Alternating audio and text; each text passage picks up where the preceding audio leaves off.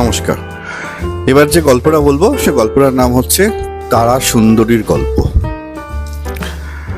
তো গল্পের নায়কের নাম হচ্ছে বিমান।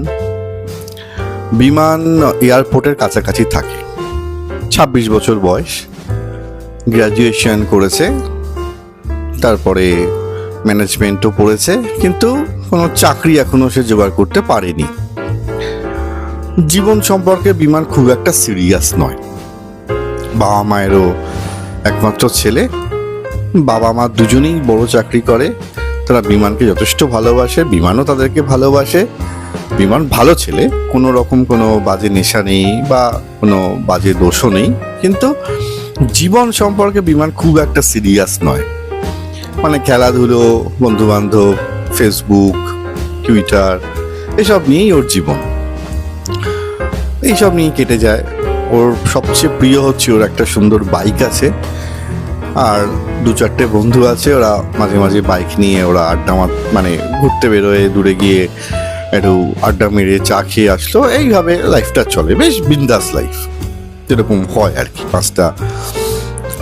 26-27 বছর ছেলেদের যেরকম ক্যাজুয়াল অ্যাপ্রোচ চলা, জীবন সম্পর্কে অতটা সিরিয়াস নয়, সেরকম কোনো প্রবলেমও দেখেনি, যেরকম হয় সেরকম একদম বিন্দাস লাইফ লিড করছে। বিমানের জীবনে সবচেয়ে বড় দুর্ঘটনাটা ঘটে গেল কিছুদিন আগেই। সেদিন বিরাটিতে ও বাইক চালাতে চালাতে একটি ম্যাটাডোরকে ও ওভারটেক করে, এবং ওভারটেক করেই দেখে সামনে একটি পুলিশ অফিসার দাঁড়িয়ে আছে। পুলিশ অফিসারটি পরিষ্কার বলে যে আপনি ট্রাফিক রুল ভায়োলেট করেছেন, আপনাকে ফাইন দিতে হবে। তো বিমান হেলমেটটা খুলে দেখে যে যে পুলিশটি ওনাকে বলছে যে ট্রাফিক রুল ভায়োলেট করেছে, সে পুলিশটি একটি মহিলা পুলিশ, এবং একটা রীতিমতো একটা স্মার্ট সুন্দরী পুলিশ ওনাকে ধরে এবং এই কথাটা বলে। তো যেটা বিমানের যে দুর্ঘটনাটা ঘটে গেল সেটা হচ্ছে যে ওই মহিলা পুলিশটির চোখ দেখে বিমানের মনে হলো যে বিশ্বের সবচেয়ে সুন্দরতম চোখের অধিকারিণী হচ্ছেন এই মহিলা পুলিশ, এবং এই চোখটা দেখব বলেই যেন বিমানেরও চোখের জন্ম হয়েছে। মানে বিমানের চোখ যেন চিরকাল এই চোখটাকেই খুঁজে গেছে, মানে যা হয় আর কি, লাভ অ্যাট ফার্স্ট সাইট। তো বিমান তো সেখানেই পড়লো। তো 500 টাকা কেন, গদগদ হয়ে 1000 টাকাও দিতে পারতো, কিন্তু সেদিন 500 টাকাতেই বিমান ছাড়া পেল আর কি। তো বিমানের যে সবচেয়ে প্রিয় বন্ধু অভিজিৎ, তাকে বিমান বলল, অভিজিৎ আমার জীবনে ভাই আর কিছুই নেই, আমি যতদিন না পর্যন্ত এই সুন্দরীকে আমার জীবনে আনতে পারি, এই সুন্দরী মহিলাটিকে, এই চোখের অপরূপ চোখের অধিকারিণীকে, আমার জীবন ভাই বৃথা। তো অভিজিৎ বলল ঠিক আছে, দেখা যাক কি করা যায়। তো প্ল্যান প্রোগ্রাম করে ঠিক তার পরের দিন বিমান আর অভিজিৎ আবার ওই বিরাটির রাস্তার ওপর দিয়ে 2-1 বার ক্রস করলো বাইক নিয়ে, কিন্তু মহিলাটিকে দেখলো না।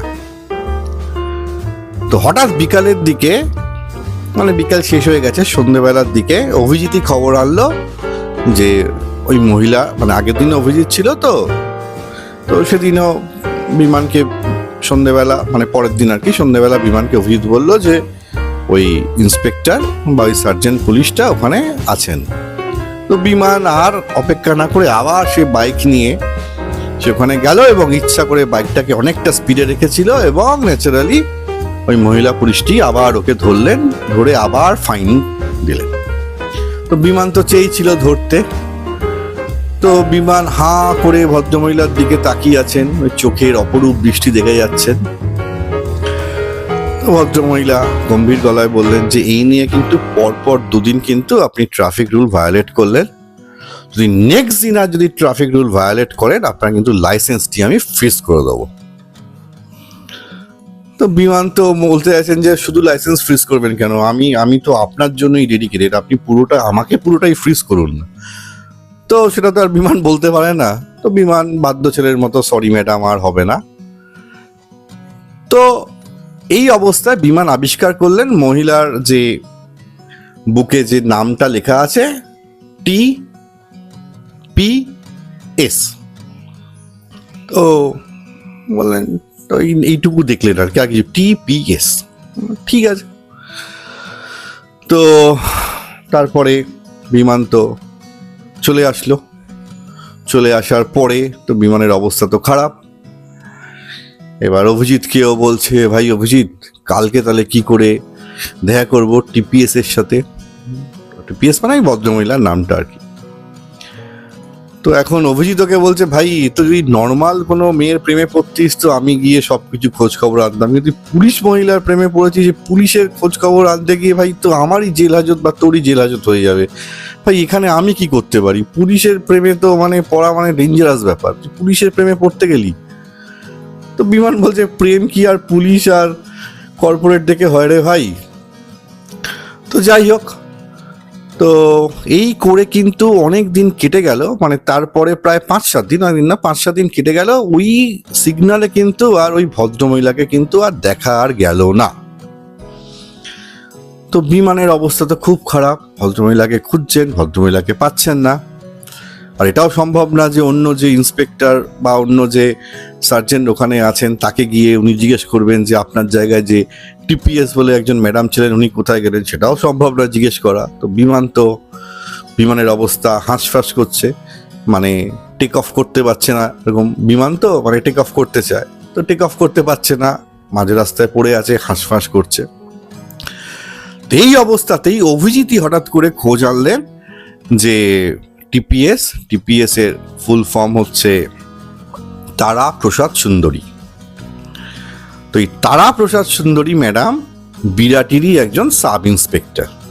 উনি ট্রাফিক পুলিশের কাজ করেন না, হয়তো দুদিন যিনি ওখানে ছিলেন হয়তো ট্রাফিক পুলিশ বা সার্জেন্ট কম ছিল, তো সেই কারণে হয়তো ছিলেন, কিন্তু উনি বেসিক্যালি সাব ইন্সপেক্টর। উনি বিরাটিরই থানাতে উনি একজন অফিসার।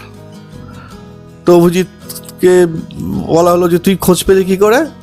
বললো যে অভিজিৎ বিরাটি থানার পাশ দিয়ে যাচ্ছিল, হঠাৎ করে দেখতে পেলেন যে ম্যাডাম ঢুকছেন।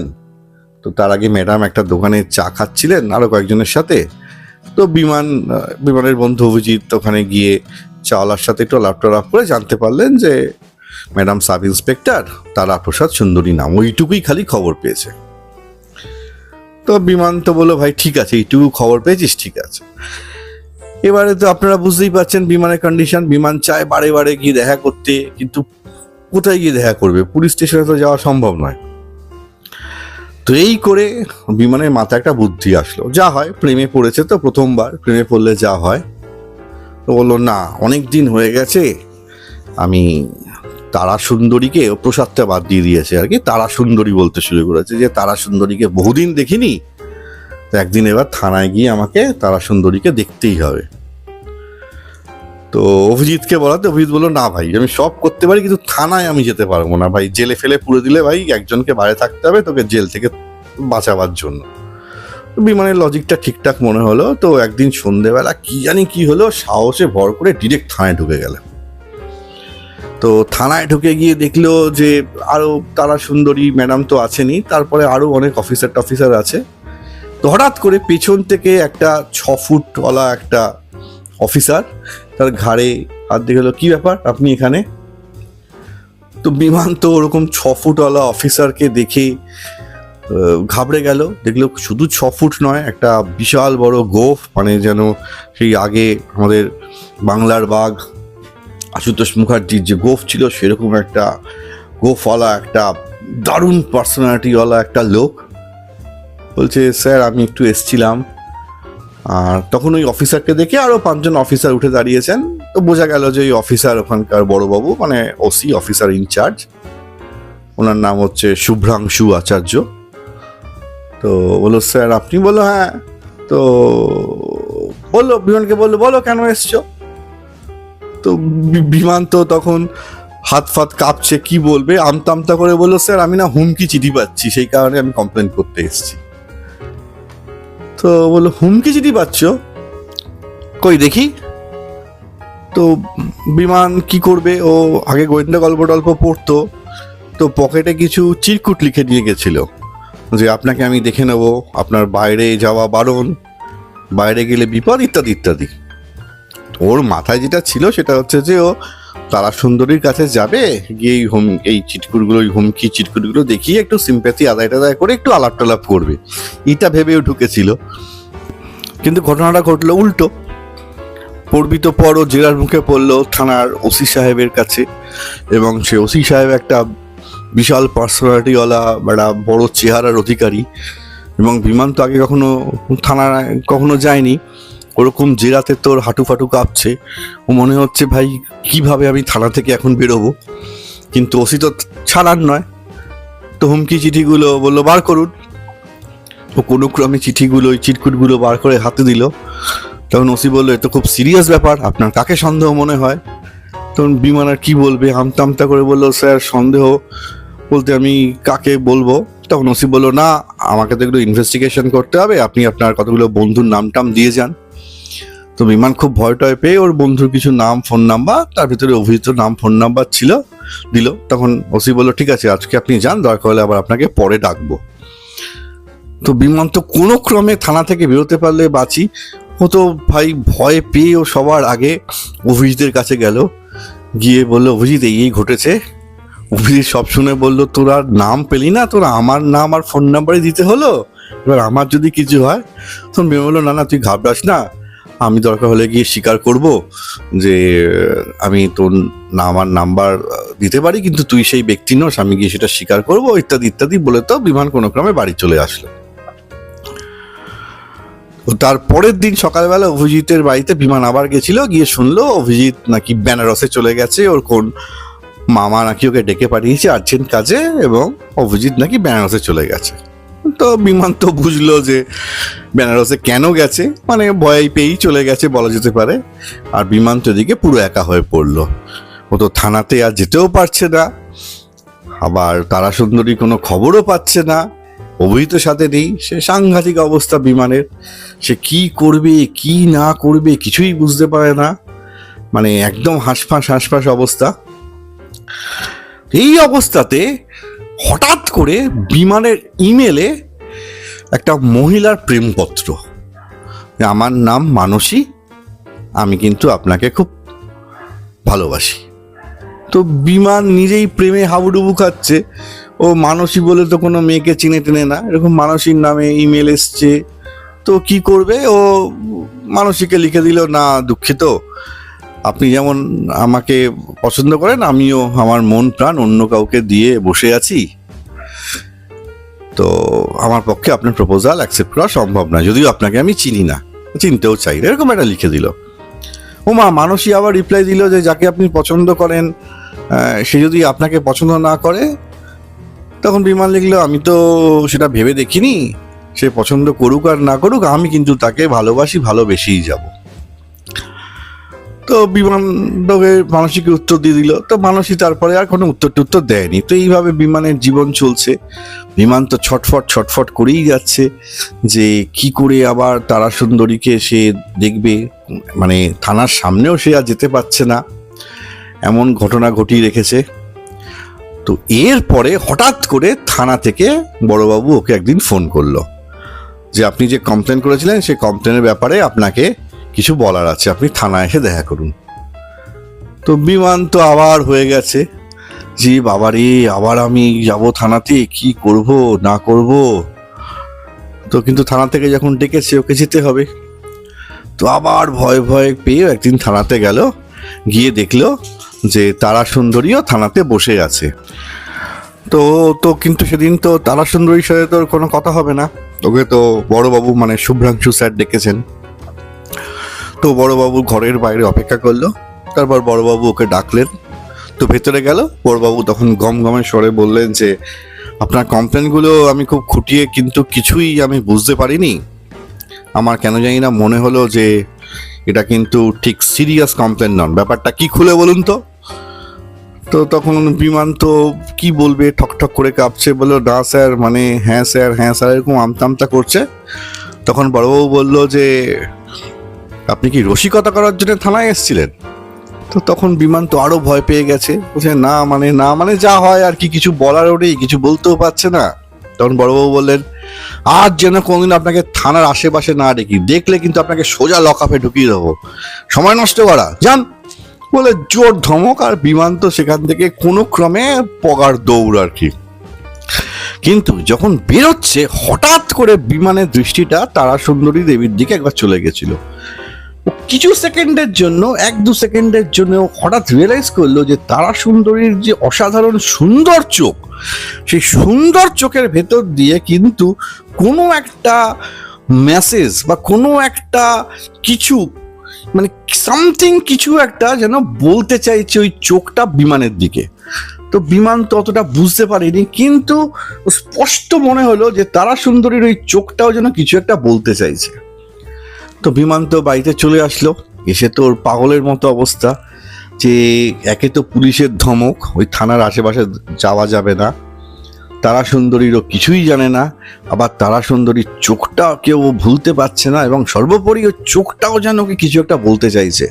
মানে আপনারা বুঝতে পারছেন তো বিমানের কি কন্ডিশন, মানে এখনো বিমান টেক অফের ধারে কাছে যেতে পারেনি, মানে অথচ স্বপ্ন দেখছে মাঝ একেবারে আকাশে সে উঠছে, কিন্তু টেক অফই সে করতে পারেনি, এরকমই বিমানের অবস্থা।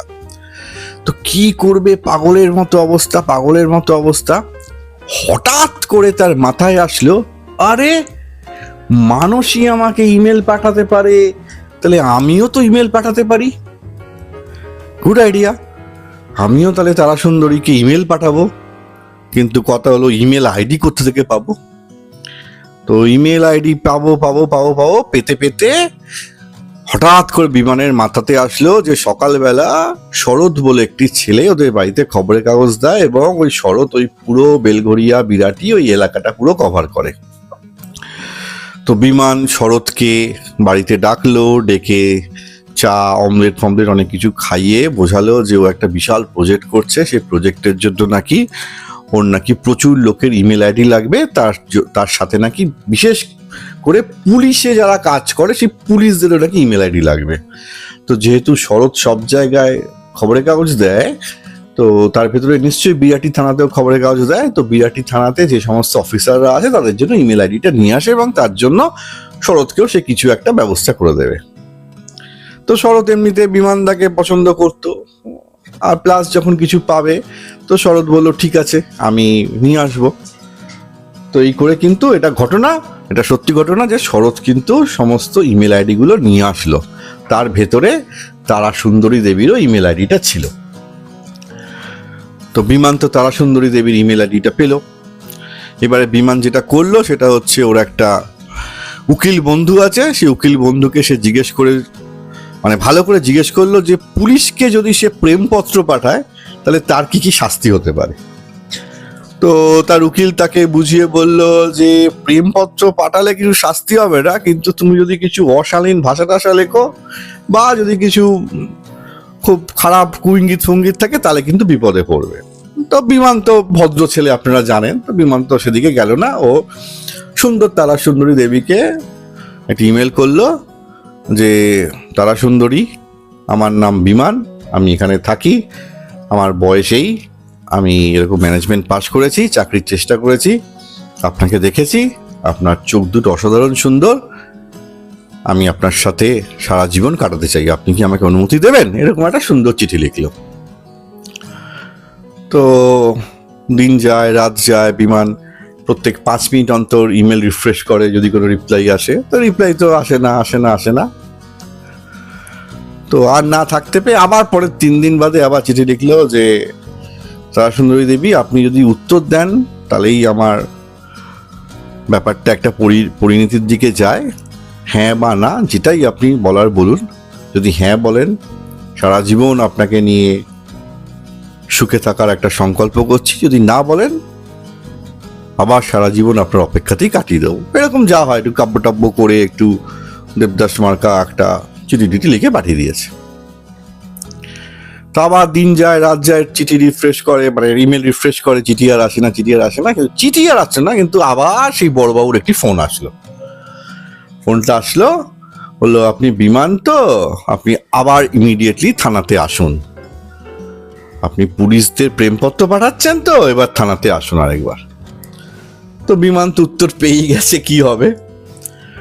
তো থানাতে যাওয়ার আগে এবার কি করবে, ও বাবাকে একটা চিঠি লিখলো, মানে একটা কাগজে ডায়েরিতে লিখে গেল যে বাবা তুমি চেয়েছিলে আমি যাতে সরকারি চাকরি করি, তো সরকারি চাকরি তো হলো না, হয়তো সরকারি ভবন সারা জীবন কাটাতে হবে, মানে ও জেলে থাকবে এটা ভেবেই ও গেল আর কি। আর যাওয়ার আগে উকিলকেও বললো যে ভাই কিছুক্ষণ বাদে থানা থেকে ফোন আসলে আসিস, দেখিস কতটা শাস্তি কমানো যায়। মানে বিমানের দৃঢ় বিশ্বাস হয়েছিল যে যাবজ্জীবন তো হবেই হবে, মানে কেউ আটকাতে পারবে না, ফাঁসি হোক না হোক যাবজ্জীবন হবেই। তো বিমান তো থানাতে গেল, গিয়ে দেখলো তারা সুন্দরী একদিকে গম্ভীর হয়ে বসে আছে, আরো দুটো ইন্সপেক্টর গম্ভীর হয়ে বসে আছে। বললো আপনি বিমান বসতো? বললো হ্যাঁ। বললো অপেক্ষা করুন, শুভ্রাংশু স্যার আপনাকে ডাকবে। তো বিমান তো চুপচাপ বসে আছে, কিন্তু যেহেতু জেনেই গেছে যে যাবজ্জীবন হতেই চলেছে, ফলে আজকে ভয়টা একটু কম, প্লাস ও বাড়িতে তো জানিয়ে এসছে। তো কিছুক্ষণ বাদে শুভ্রাংশু বাবু বেরোলেন, বললো ভেতরে আসুন। তো বিমান তো গুটি গুটি পায়ে ভেতরে আসলো, বলে চেয়ারটায় বসুন, বলে একটা চেয়ার থাকলো, বসলো। তো কিছুক্ষণ বসে থাকার পরে প্রায় 8 ঘন্টা 40 মিনিট কেটে গেছে, দেখলো ওর উকিল বন্ধুটা, তাকে কিন্তু বিমান আর ফোন করেনি, সে কিন্তু আবার উকিল বন্ধুটা কিন্তু আবার পুলিশ, মানে পুলিশের যে ওসির ঘর, মানে শুভ্রাংশু স্যারের ঘর, সেই ঘরে কিন্তু উকিল বন্ধুটাও ঢুকলো। উকিল বন্ধুকে দেখে শুভ্রাংশু স্যার যে 40 মিনিট ধরে কাজ করে যাচ্ছিলেন বিমানকে উল্টো দিকে বসিয়ে আর কি, তো উকিল বন্ধুটাকে দেখে দুজনে মিলে বাইরে বেরিয়ে গেলেন। তো 5-7 মিনিট বাদে সেই উকিল বন্ধু, শুভ্রাংশু স্যার, তারা সুন্দরী ম্যাডাম, আরো দুজন অফিসার ঢুকলো। ঢোকার পরে ওই যে পুলিশ অফিসার যিনি শুভ্রাংশু স্যার, যিনি একটা বিশাল পার্সোনালিটিওয়ালা একটা গম্ভীর পুলিশ, হঠাৎ করে বাচ্চাদের মতো হো হো হো করে হাসতে শুরু করে তারা সুন্দরীকে বলল, দেখ আমি চোর ধরতে পেরেছি কিনা, দেখ আমি চোর ধরতে পেরেছি কিনা। তো বিমান তো কিছুই বুঝতে পারছে না, বিমান তো অবাক। তো সবাই মিলে হাসাহাসি করছে। তো যেটা লাস্টে জানা গেল সেটা হচ্ছে যে যেহেতু বিমান প্রথম দিন যখন অ্যাক্সিডেন্টটি ঘটে, যখন ম্যাটাডোরটাকে ক্রস করে যখন প্রথম দিন যখন তারা সুন্দরী দেবী ওকে আটকায়, তারা সুন্দরী দেবীর চোখে যে প্রেমে পড়ে গেল প্রথম দৃষ্টিতে আর কি, লাভ অ্যাট ফার্স্ট সাইট, সেটা তারা সুন্দরী দেবীর সাথেও হয়েছিল। তারা সুন্দরী দেবীও সেম দিনই সেম ভাবে বিমানেরও প্রেমে পড়েছিলেন, ঠিক আছে। এবং তারা সুন্দরী দেবী হচ্ছে শুভ্রাংশু স্যারের পালিতা কন্যা, মানে তারা সুন্দরী দেবীর বাবা ছিলেন না, শুভ্রাংশু স্যারই ওনাকে ছোটবেলা থেকে স্নেহ করে মমতা দিয়ে ভরিয়ে স্কুলে পড়িয়ে আজকে সেই জায়গাতে এনেছেন। এবং তারা সুন্দরী দেবীকে সেদিনই শুভ্রাংশু স্যার কিন্তু পরের দিন, যেদিন দ্বিতীয় দিন যখন বিমান যখন আবার মানে সেকেন্ড কেসটা যখন খেয়েছিল ইচ্ছা করে গাড়ির স্পিড বাড়িয়ে, সেদিন কিন্তু শুভ্রাংশু স্যারও পেছনে দাঁড়িয়েছিল, যেটা বিমান দেখেনি। সেদিনও কিন্তু বিমানের চোখ দেখে কিন্তু শুভ্রাংশু স্যার বলে দিয়েছিল, এই ছেলেটা কিন্তু তোমাকে জ্বালাবে, আমি কিন্তু এর চোখটা ভালো দেখছি না। সেদিন তারা সুন্দরী বাবুরও চোখটা দেখে শুভ্রাংশু বাবু বুঝতে পারেন যে তারা সুন্দরী বাবুও, এই তারা সুন্দরী বাবু বলছি, তারা সুন্দরী বাবু ম্যাডামও কিন্তু বিমানের প্রেমে গদগদ। তো তারপরে যা হয়, বিভিন্ন রকমভাবে বিমানকে পরীক্ষা দিতে হয় যাতে প্রমাণ করতে পারে তারা সুন্দরী দেবীকে সে সত্যি ভালোবাসে। সেই কারণে যখন বিমান চিরকুট নিয়ে থানাতে এসেছিল তখন সবাই বুঝতে পারে যেটা সাজানো। তারপরে অফিস থেকে, থানায় থেকেই ওর বন্ধু অভিজিৎকে ফোন করে বলে শিগগিরই যেন কলকাতা ছাড়তে। অভিজিৎ সেই ফোনটা পেয়েই কলকাতা ছাড়ে। তারপরে থানা থেকেই ওর উকিল বন্ধুর সাথে যোগাযোগ করা হয় এবং উকিল বন্ধুকে তারপরে আবার আজকে আসতে বলা হয় যাতে সবকিছু বিমানকে বুঝিয়ে বলা হয়।